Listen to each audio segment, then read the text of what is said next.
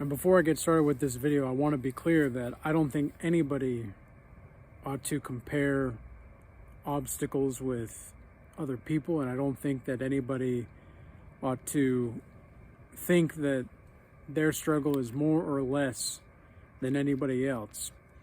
And the reason for that is because when you start to get into those kinds of comparisons, you start to really miss the whole point of your own life and your own meaning in your life.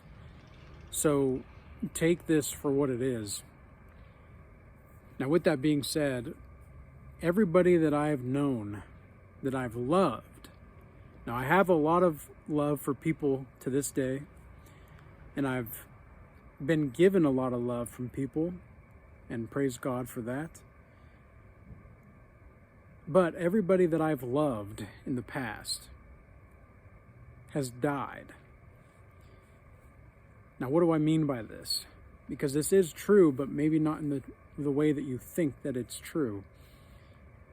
So, for those of you that do not know, I am estranged from my family and from all of the friends that I had in high school and all of that. I moved around a lot when I was in high school. I went to like 5 different schools throughout my high school career. And so I never was able to really make solid friends. And in some ways it was a good thing, but in other ways, just because of the moving and the different kinds of experiences that I had. But in other ways, I never got full long-term relationships with people growing up.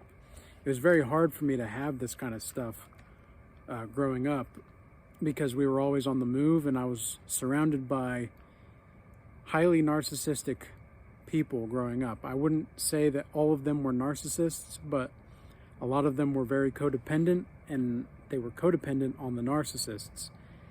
And it was a very hyper-religious environment in my extended family, and then a very atheistic environment in my own family. And what I saw time and time again with people that I would have love for and I would rise in love with, they stayed around. Those people that I have love for, those people that I've risen in love with, those people stay around. Everybody that I've loved, however, they've all either died or gone somewhere else. It's almost as if I thought I was cursed for a long time. I thought that I was cursed to never love somebody. I thought that I was cursed that I would never have people care for me growing up, because I always felt invisible and I always felt these very dark thoughts, nihilistic thoughts. And now I'm a much more joyful person. I still have understandings of sorrow. I'm acquainted with sorrow to some degree, but I have inherited myself, and I simply present myself to people now. I don't try to make people like me or make people do this or try to be a certain way. I just am who I am, but I'm not trying to force myself onto people either. And I'm not trying to intentionally be provocative towards somebody else either.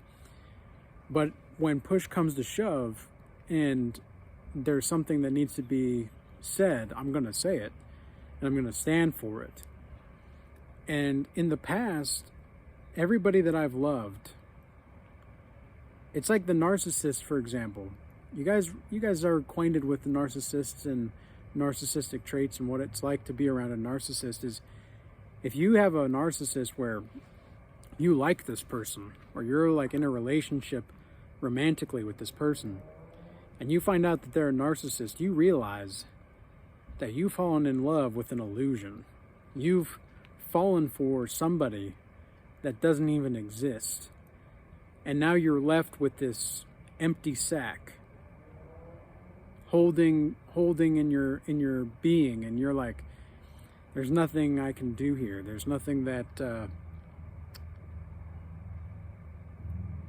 there's nothing that can be done really with this person. This person, it's not even a relationship, because there's not even a person to be in the relationship with, whether it's with romantic partners or business partners or whatever. It's like this person isn't even there. So, I have a few memories that are sparking my mind, and I have forgiven a lot of, actually, I don't think that there's anything that I have yet to be forgiven, but it's more like a practice of forgiveness. It's more like, the wind came over. It's more like a practice of forgiveness. Like sometimes, like I don't hold any hatred in my heart, because if I did, then I would feel as though I'm not enough. But that doesn't mean that I'm going to let the wolves around again. It doesn't mean that I'm not going to be vigilant of the wolves. When I see a wolf, I know it, and I stay away from it. It doesn't mean I have to like it, but I have forgiven. Okay, and that's the main difference here, is forgiveness. But not just for them, but for myself and to myself. Even the person that I thought I was in the past, even if you look back at my videos from a couple years ago, that person doesn't exist anymore. And I loved that person, but it's no longer there. That person doesn't exist anymore. And it doesn't really have to.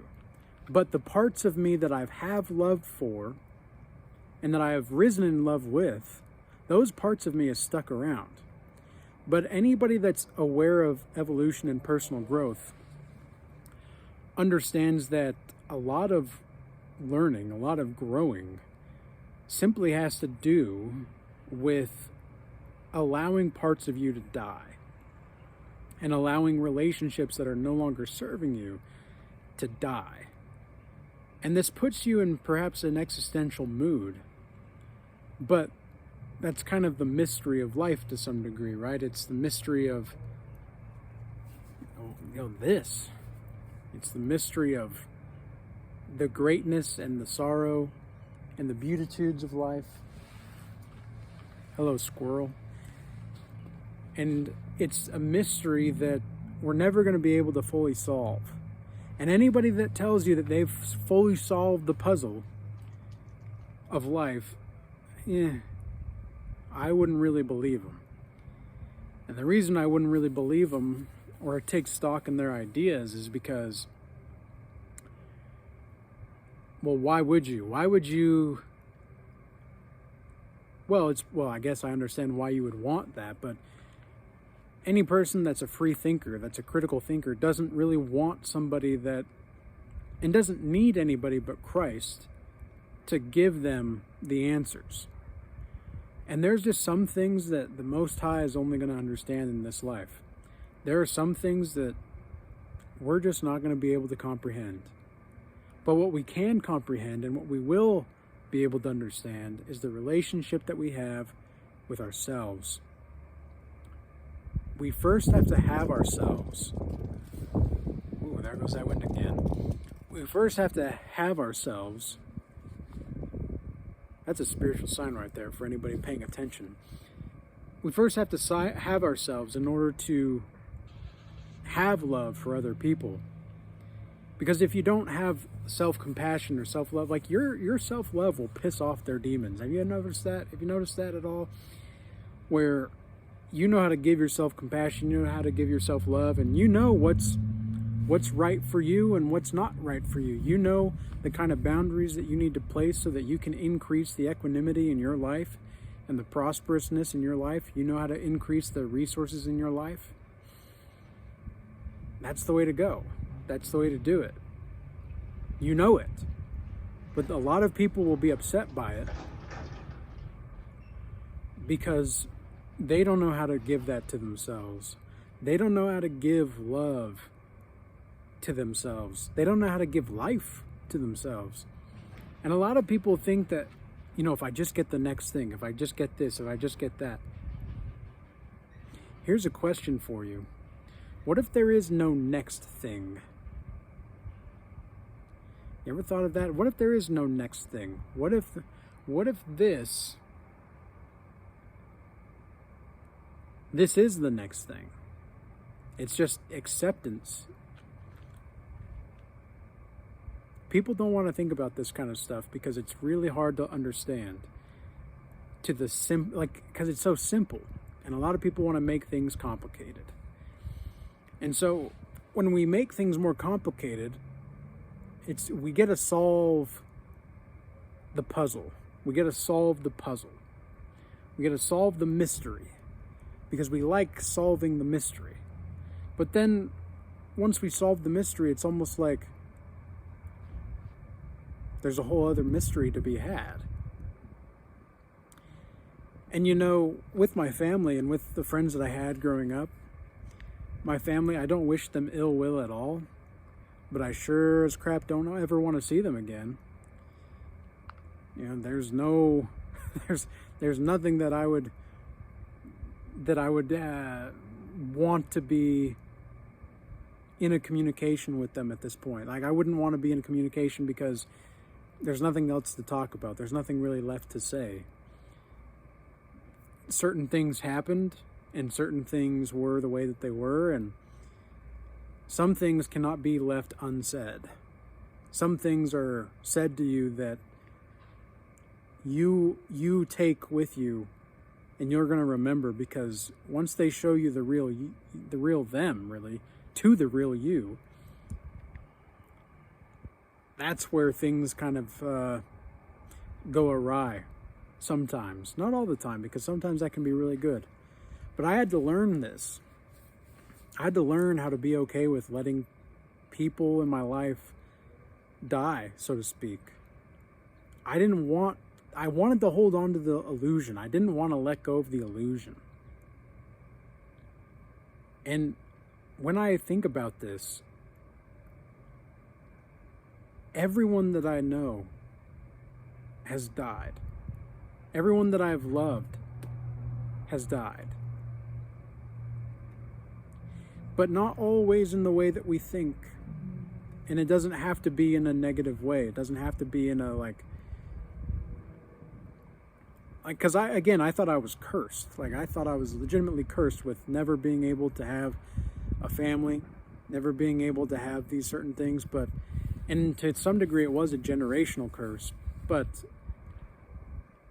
that's the key word right there. It was. But now it's about being able to go out there and take this life and do something about it. A lot of people have this fear of missing out, right? The FOMO. They have a fear of missing out. I don't have that fear of missing out anymore because I know that everybody that I know is going to die, including myself. And everyone that I've known has died. But everybody that I know, that I have love with, and I have love for, and that I'm rising in love with, those are going to be the people that we'll always have around. Those are going to be the kinds of people that we see in heaven. These are going to be the kinds of people that we see on the other side. And I hope I see as many people as possible on that other side.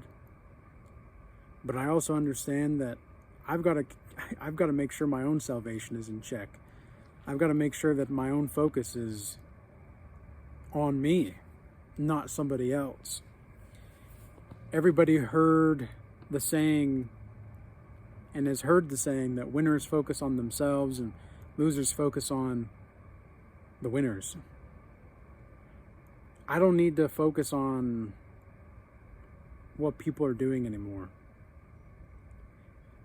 Because at this point, I've realized that I really just don't have a lot of control over what people are going to do.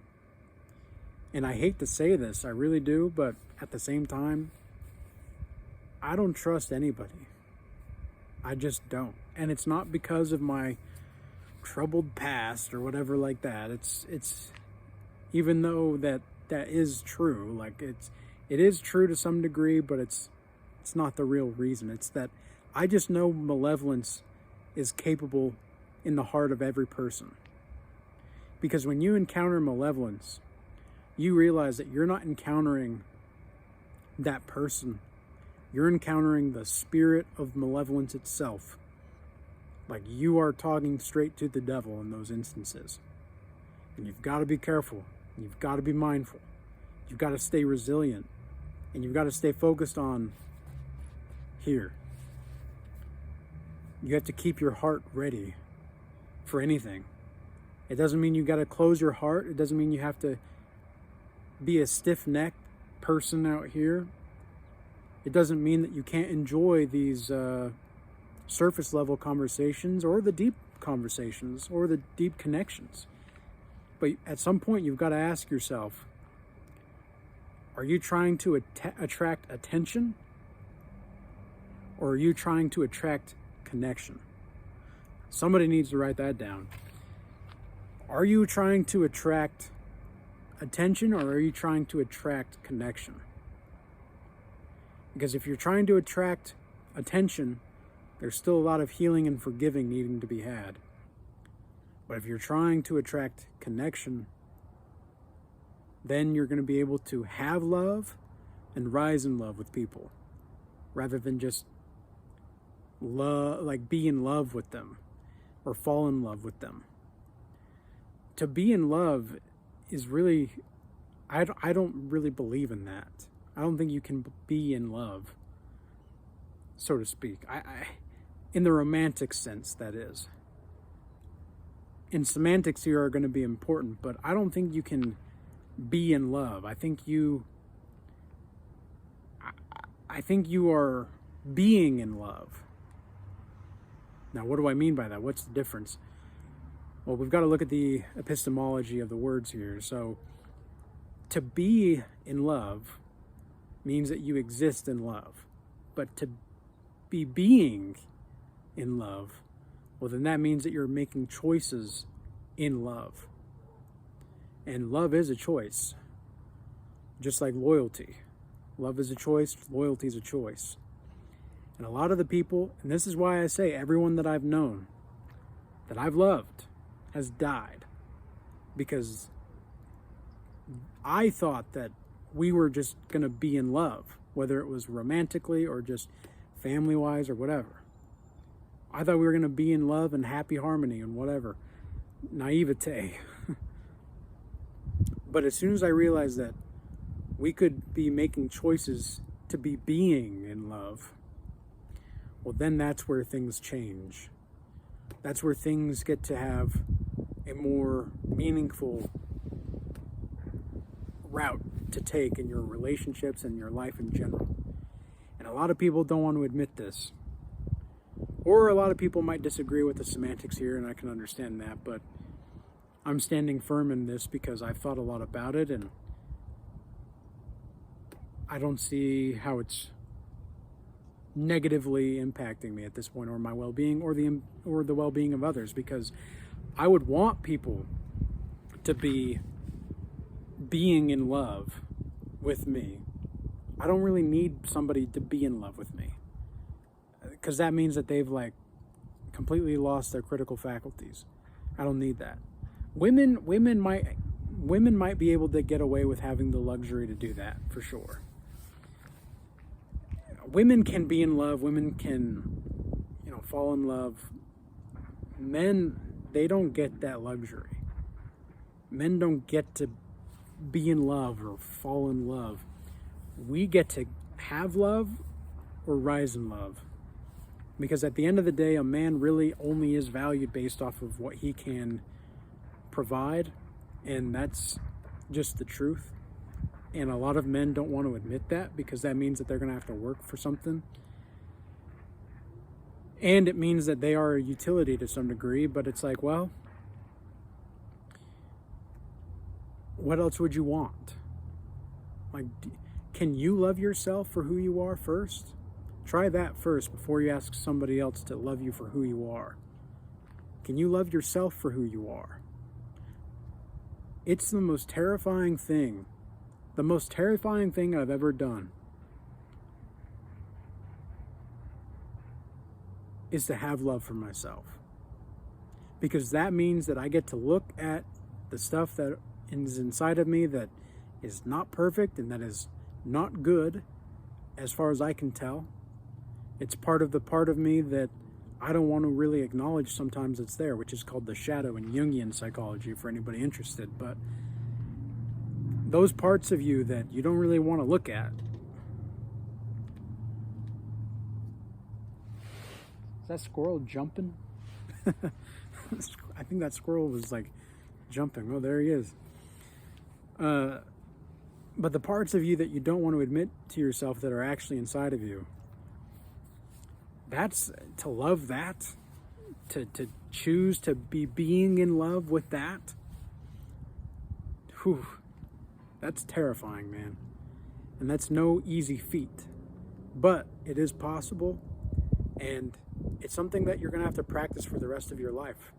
Like, this is not something that just, like, people think enlightenment is, oh, it's just this, I get to achieve it. It's like, why? That's come up a lot recently. It's like, why are you trying to achieve enlightenment? What exactly does that even mean? Because a lot of these new agers out here will say that. They'll be like, oh, I'm trying to achieve enlightenment. It's like, do you even understand what you're saying? Like, do you understand what you're saying at all? Achieve enlightenment. Now, I'm not going to sit here and claim enlightenment, because that's to miss the point, I think. I think that's to miss the point. And I know that I can fully embrace myself in my totality and to be a whole person, and understand that fully well I'm not a holy person. But there's nothing wrong with talking about God and helping people grow closer to God, because that is the God-shaped hole that we live in our society. We have a God-shaped hole and a void. And I've seen this, and I've talked about this for years now, and that's why I'm making these videos. That's why I'm doing my work that I do. That's why we have the Regal Change Academy, that elite group of spiritual people. That's why we have that group. That's why I do one-on-ones. This is why we do what we do here, because I know that a lot of people need true healing. But I'm teaching you techniques to be your own physician.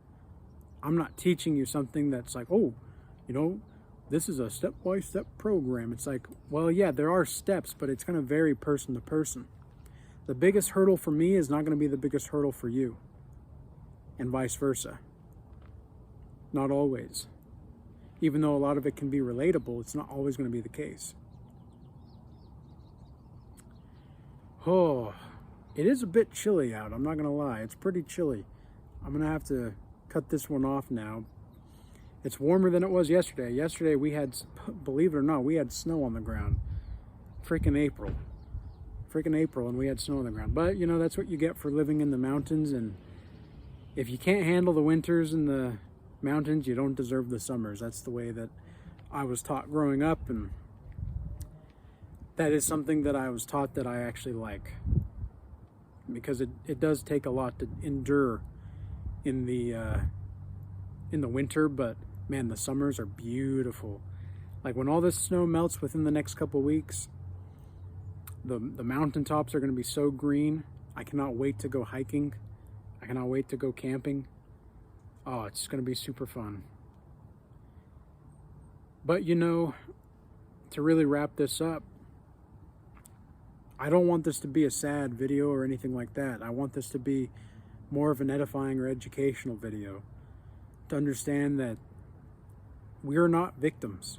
We don't need to be victims. But what we do need to do is to learn from the situations that God has put us in.